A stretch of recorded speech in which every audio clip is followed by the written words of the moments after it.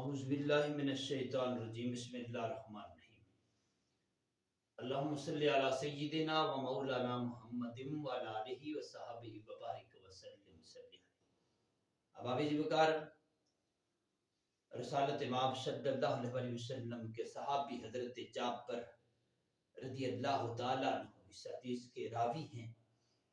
کتاب شرح مشکوٰۃ شریف جلد نمبر 5 صفحہ نمبر 19 اس پر یہ حدیث موجود ہے اور حدیث کا رقم ہے 5495۔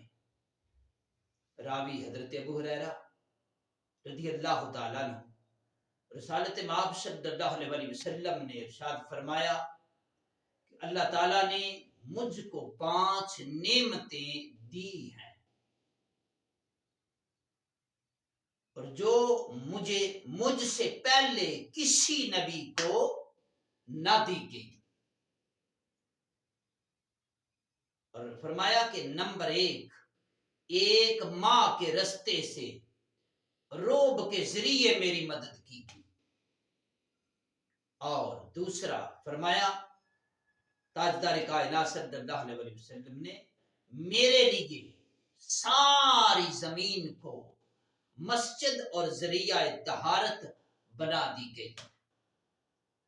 ساری زمین کو رب کائنات نے رسالت مآب صلی اللہ علیہ وسلم کے قدمین شریفین لگنے کی وجہ سے مسجد اور طہارت بنا دی، پاک فرما دی۔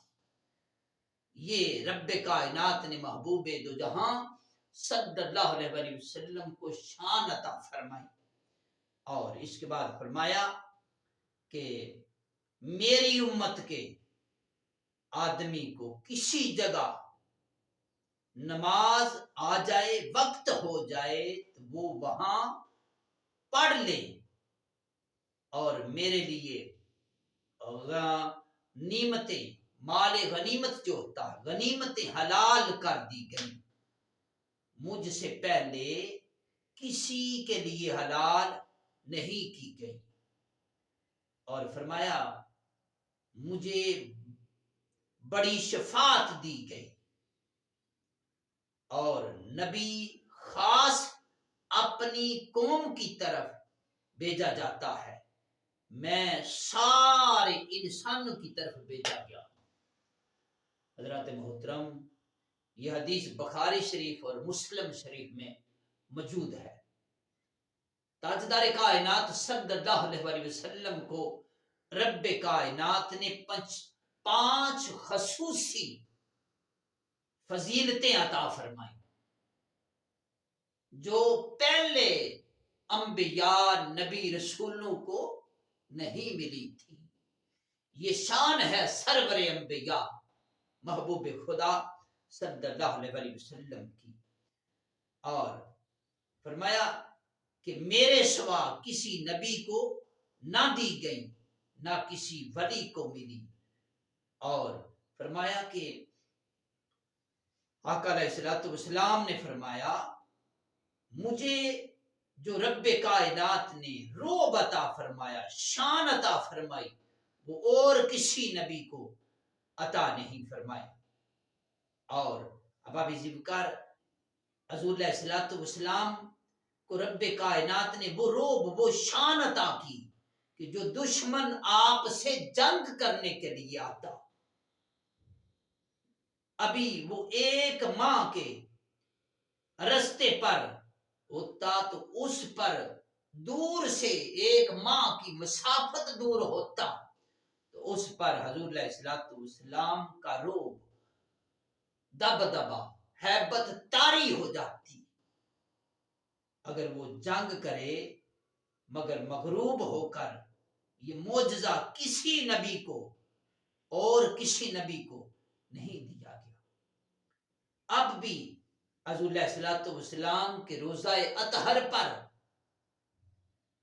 پہلی حاضری کے وقت زائرین کے دل میں حضور علیہ الصلوۃ والسلام کی ہیبت بہت ہی ہوتی ہے، اور بعد میں آقا تاجدار کائنات صلی اللہ علیہ وسلم سے انس، محبت پیدا ہو جاتی ہے، اور دوسرے نبیوں کے دینوں میں نماز صرف ان کی عبادت گاہ خانقاہ جو جس جگہ وہ عبادت کرتے تھے اس ہی جگہ ان کی امت عبادت کر سکتی تھی.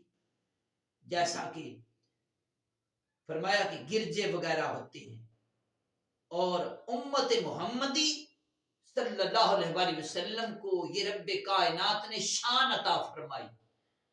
اللہ تعالیٰ نے کتنا مقام عطا فرمایا کہ جس جگہ چاہیں نماز پڑھ سکتے ہیں. پاک صاف جو جگہ ہو، جس وقت نماز کا وقت ہو جائے اسی وقت نماز وہ ادا کر سکتے ہیں. وہ جگہ جس جگہ نماز ادا نہیں کر سکتا بندہ، وہ کون سی ہے؟ فرمایا وہ جگہ ہے قبرستان. اس میں بندہ نماز ادا نہیں کر سکتا کیونکہ آگے قبریں ہوتی ہیں. اور فرمایا کہ دوسرا حمام، وہ جو حجام ہے، جو حمام والے ہیں، وہ کیونکہ ادھر نجاست ہوتی ہے، سارے حمام صاف بھی نہیں ہوتے، اس لیے اس جگہ سے پر بھی نماز پڑھنے کو منع کیا گیا ہے. احباب ذوالفقار، نماز کے لیے جگہ کا پاک صاف ہونا ضروری ہے. جس بھی جگہ آپ پڑھتے ہیں وہ نیچے سے صاف ہو، پاک ہو. اس لیے یہ طہارت ہے، اس کا بھی اہتمام ضرور ہونا چاہیے. اور کسی دین میں تیمم نہ تھا. حضرت آدم علی نبینا علیہ السلام سے لے کر عیسیٰ روح اللہ تک کسی نبی کو تیمم نہ دیا گیا، تیمم نہ تھا. صرف اور صرف دین محمدی صلی اللہ علیہ وسلم میں تیمم ملا. اور فرمایا میں نے غسل اور بے وضو دونوں کا تیمم توڑ ہے، تیمم ہے. اگر آپ کو پانی میسر نہیں، پانی نہیں مل سکتا، آپ وضو نہیں کر سکتے، تو آپ تیمم کر سکتے ہیں. زمین پر ہاتھ مار کر آپ تیمم کر سکتے ہیں. احباب ذوالفقار، یہ احسان عظیم ہے. یہ رب کائنات نے کتنا شان عطا فرمایا امت محمدی صلی اللہ علیہ وسلم پر، آقا کی امت پر. کتنی آسانیاں پیدا کی حضور علیہ الصلوۃ والسلام نے اپنی امت کے لیے. اور احباب ذوالفقار، تاجدار کائنات صلی اللہ علیہ وسلم کی یہ شان ہے کہ حضور علیہ الصلوۃ والسلام سے پہلے جتنے بھی لوگ، جتنے بھی انبیاء مال غنیمت جمع کرتے تھے، وہ کیا کرتے تھے؟ وہ پہاڑوں پر جا کر رکھ دیتے تھے، اور یا تو غائب ہو جاتا یا پھر آگ آتی اسے کھا جاتی. تو میرے آقا مدنی تاجدار مدینہ سرکار مدینہ کا یہ معمول نہ تھا، حضور کی امتیوں کا بھی یہ معمول نہیں. وہ جب بھی مال کٹھا کرتے ہیں تو مجاہدوں پر خرچ کیا جاتا ہے، مجاہدوں پر صرف کیا جاتا ہے. احباب ذوالفقار، اگر وہ قربانی کرتے تو اسی طرح وہ گوشت کٹھا کر کے پہاڑوں پر رکھ آتے اور آگ آتی کھا جاتی. تو میرے نبی کی شان یہ ہے، تاجدار کائنات صلی اللہ علیہ وسلم کی امتی کا مقام یہ ہے کہ وہ قربانی کا جانور ذبح کرتا ہے، ذبح کرنے کے بعد گوشت خود بھی کھاتا ہے اور مساکین، غربا، یتیم ان میں بھی تقسیم کرتا ہے، وہ بھی کھاتے ہیں. احباب ذوالفقار، جب پہلے نبی آتے تو ان کی خاص جگہ ہوتی، ان کا خاص مقام ہوتا. ان کی خاص ایک خطہ انہیں دیا جاتا جس میں وہ پیغام اپنے رب کائنات کا پیغام پھیلاتے۔ اب بکر جیسا کہ حضرت ابراہیم علیہ السلام، حضرت لوط علیہ السلام ملک شام اور فلسطین کے نبی تھے۔ اب بکر اسی طرح ہر نبی کو خطہ دیا جاتا، لیکن جو رب کائنات نے تاجدار کائنات صلی اللہ علیہ وسلم کو شان عطا فرمائی وہ اور کسی نبی کو نہیں عطا فرمائی۔ روز اول سے لے کر آخر تک حضور علیہ السلام کی نبوت ہے۔ اب ذکر خالق کائنات کی بارگاہ میں دعا ہے، رب کائنات ہمیں اس حدیث پر عمل کی توفیق عطا فرمائے۔